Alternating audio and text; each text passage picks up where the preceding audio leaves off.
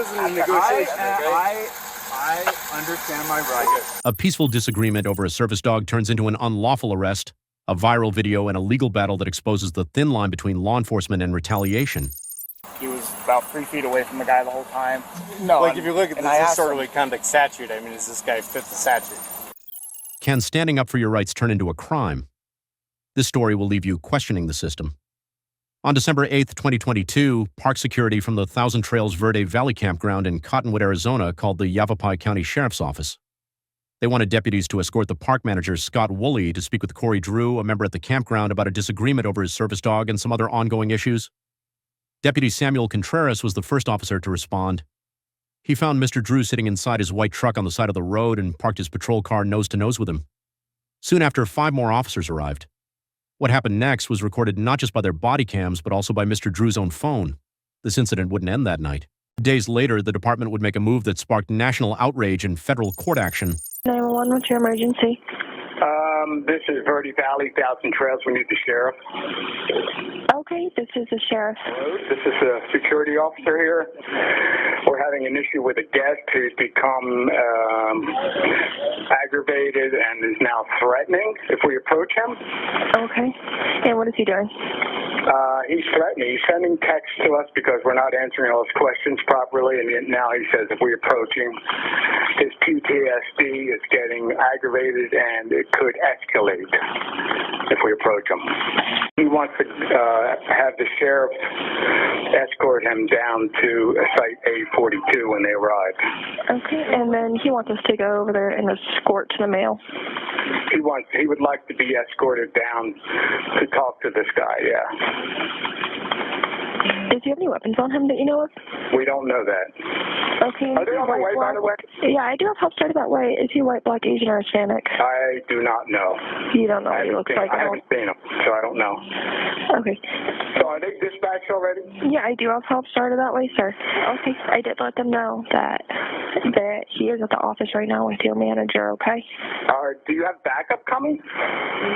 We have units responding. Okay, thank you. Yep. Bye-bye. Don't step out of the vehicle, please. What? I'm on private property, boss. Have I broken the law? Step out of the vehicle, please. Have I broken a law? No, but this officer safety, we don't know what's in the vehicle. We'd like you to step out and we can talk from there. Well, this isn't a traffic stop. Step out of the car. We're giving you a lawful order. Step out of the car. This is not a traffic stop. Step out of the car. I have not broken a law. Well, I'll tell you what, you're under arrest, so get out of the car. Get out of the car. What am I under arrest Disorderly conduct. Get out of the car. Yeah, what disorderly conduct? Get out of the car. We'll talk about it. But right now, you're resisting arrest. Get out of the car. We're going to drag you out. We're going to break your window, drag you out. Don't do this. What conduct did I do that was disorderly conduct. It's a criminal charge. Disorderly conduct? ARS 13-2904. Anything that disrupts the peace of another. Get out of the car. You're under arrest. Wait, you witnessed disorderly conduct to arrest? Get out of the car. Is there a sergeant here? My lieutenant's right here. Okay, get out of the car. Disorderly conduct to arrest me, lieutenant? We're trying to talk to you.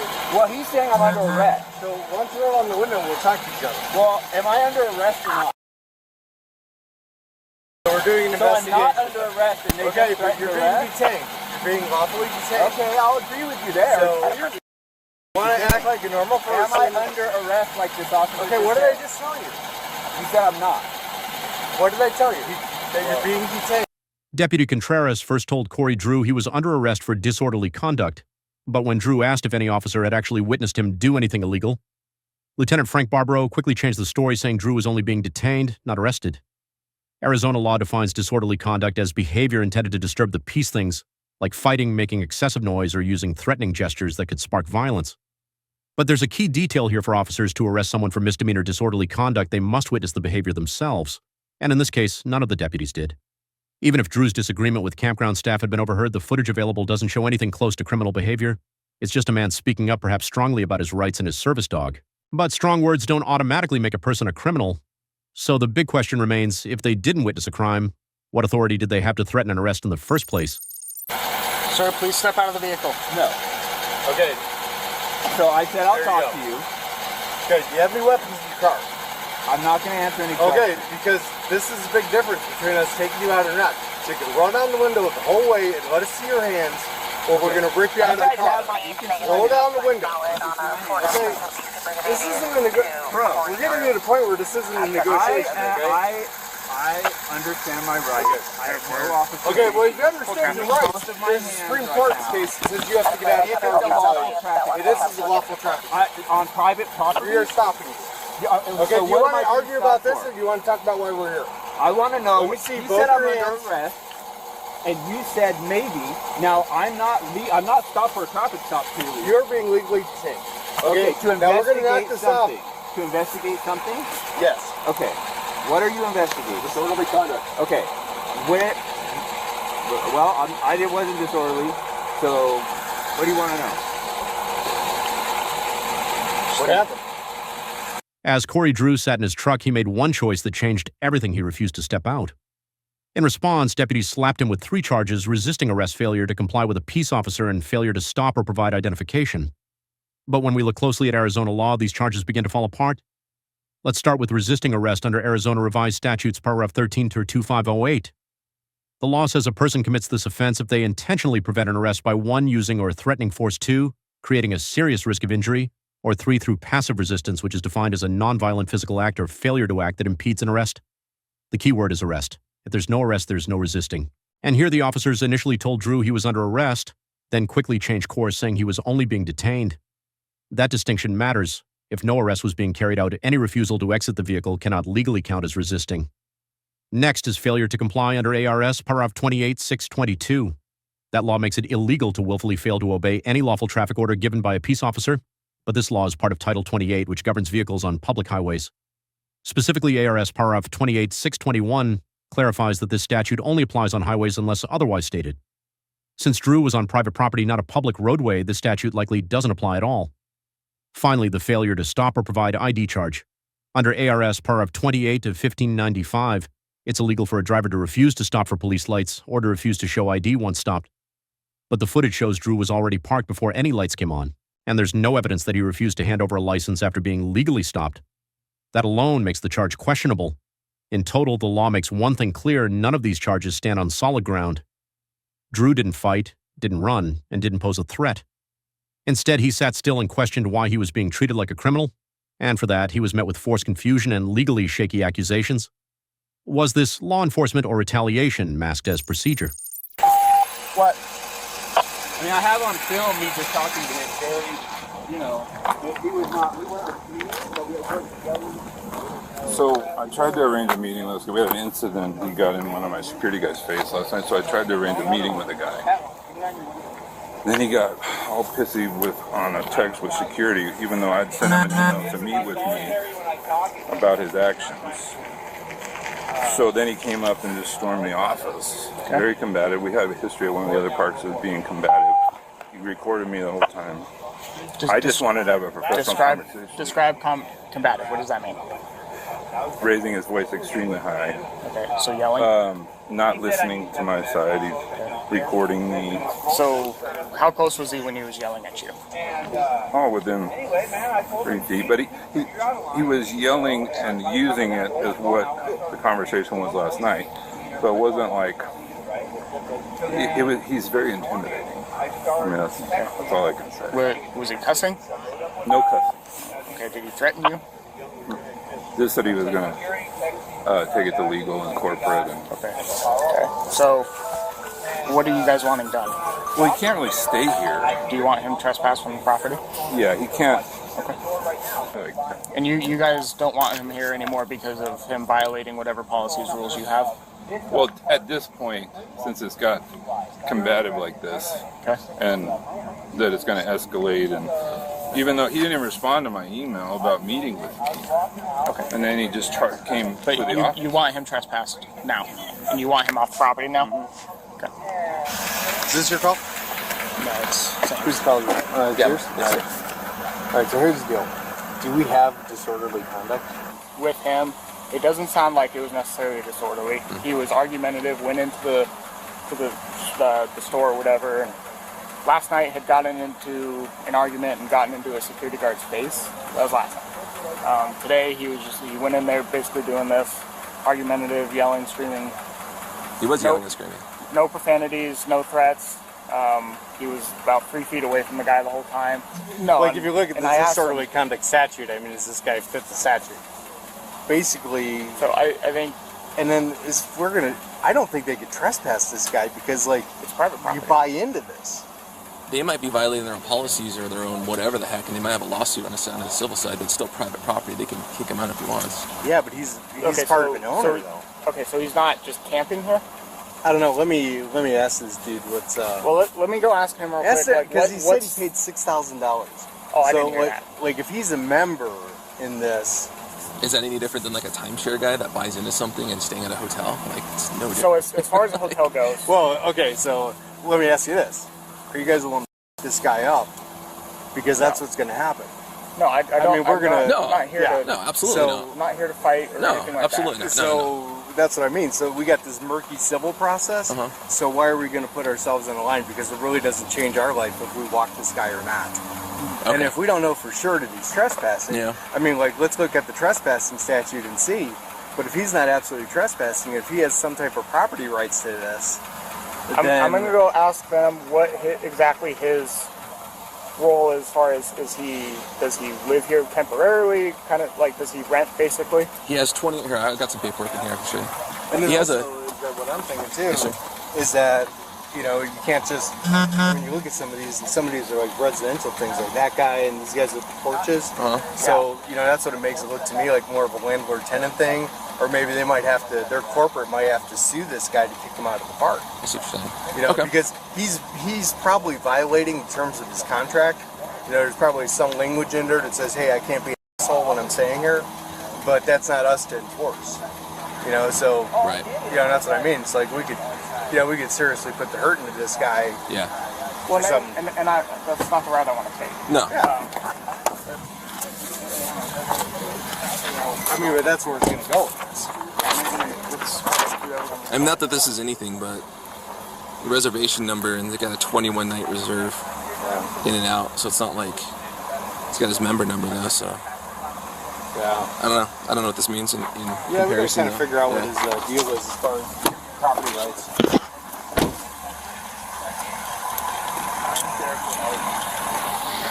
The reason I'm staying is because I have a right to stay and I haven't done anything wrong. And we're going to figure that out, Cliff. All right, thanks. Corey, I apologize. I made a mistake in saying that I you're really arrest for appreciate that. disorderly conduct.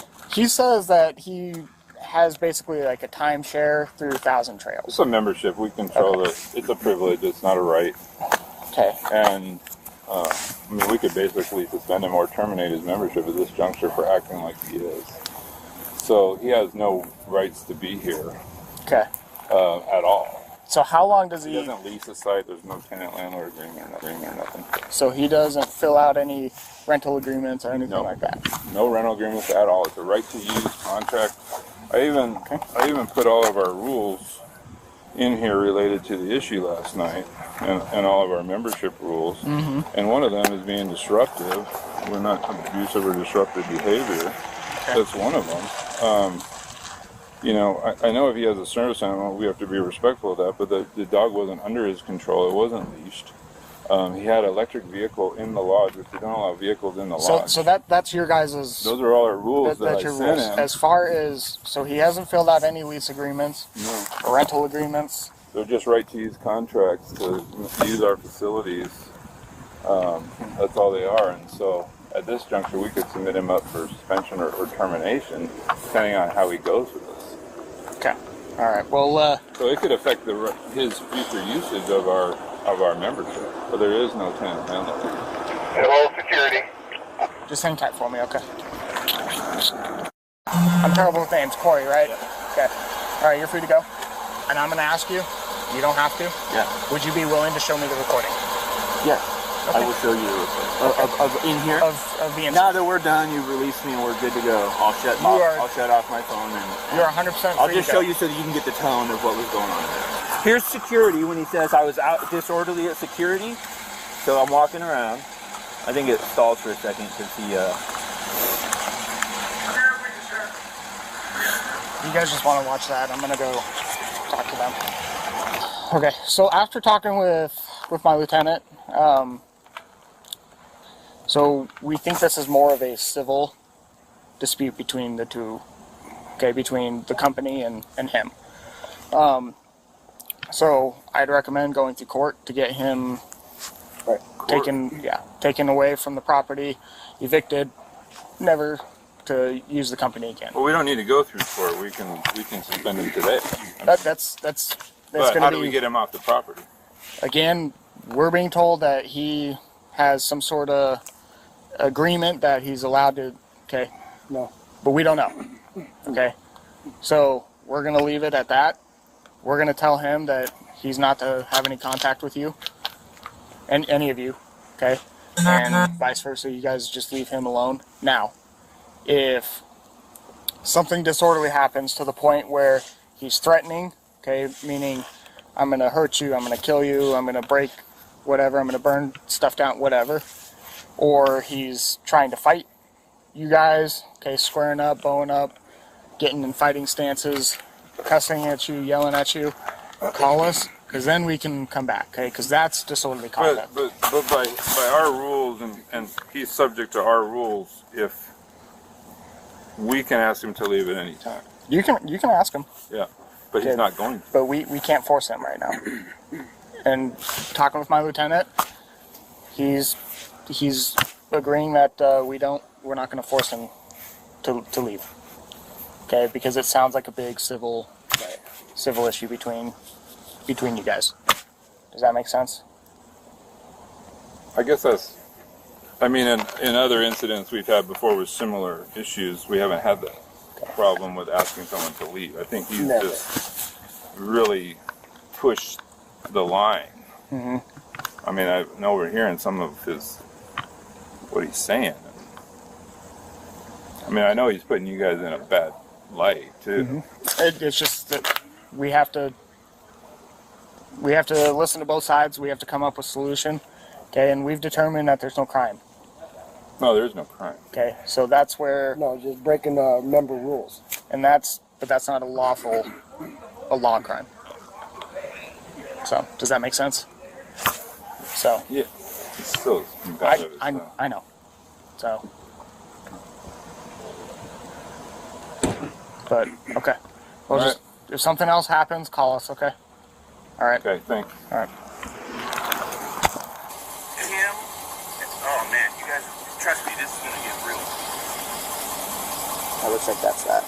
That one. So then, Why did that stop recording though? Was your interaction done with him? I walked away. I was like, this is gonna get, and I just walked away.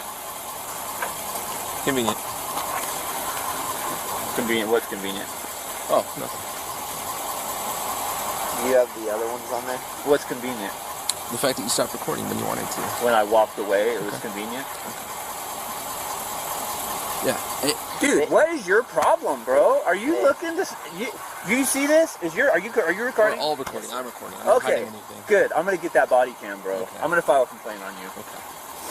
That's out of line. Do you have any other videos? Convenient? You know exactly what you meant by You're that. choosing to record what you want. I'm recording the whole interaction. I turned and walked away. And you're So- telling me that's convenient? Were you there? Do you know what happened? I'm trying to give you evidence right now, and you're starting to you. I'll leave LT. I'm sorry. That was my mistake. man. I apologize, sir. I'm leaving.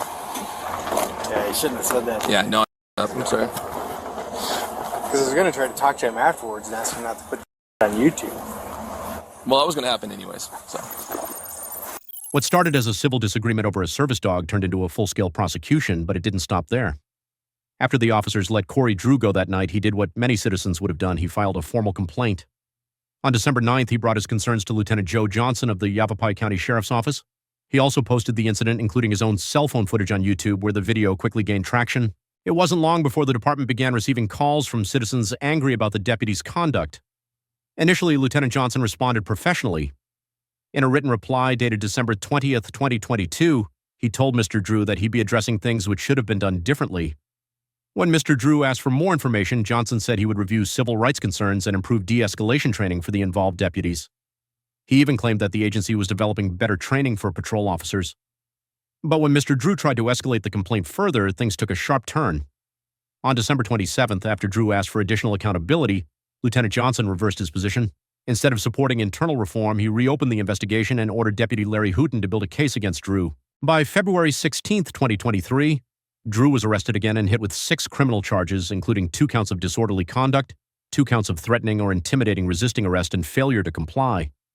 The timing was suspect. The message was clear. Mr. Drew decided to represent himself in court, and what happened next would rewrite the rules in Arizona. By February 15, 2024, a judge threw out half the charges, citing a lack of probable cause. But Drew wasn't finished. He filed a motion to dismiss the remaining charges under Arizona's rarely used anti-SLAPP law legislation, originally meant to stop powerful groups from suing people just to silence them. Here's where things get extraordinary. Arizona is the only state in the U.S. that allows this kind of anti-SLAPP protection to be used in criminal cases. Their statute ARS Paragraph 12-7551 was updated in 2022 to cover both civil and criminal actions. It protects citizens from being prosecuted in retaliation for exercising their constitutional rights, like free speech or filing a complaint. To use it, a defendant must show prima facie evidence that the legal action against them was motivated by their protected speech. Once they do, the burden shifts to the government to prove the charges were legitimate and not retaliatory. In this case, the court ruled in Mr. Drew's favor. The judge found clear signs that the prosecution was retaliatory, possibly motivated by his viral video and his complaint. Because the state failed to prove otherwise, all remaining charges were dismissed on March 1, 2024. Let that sink in. A citizen filmed an unlawful police interaction, filed a complaint, and was arrested again, but used a groundbreaking legal defense to beat the charges in open court. Some call it justice. Others call it courage. But either way, it begs a serious question. If Drew hadn't fought back, how far would this retaliation have gone?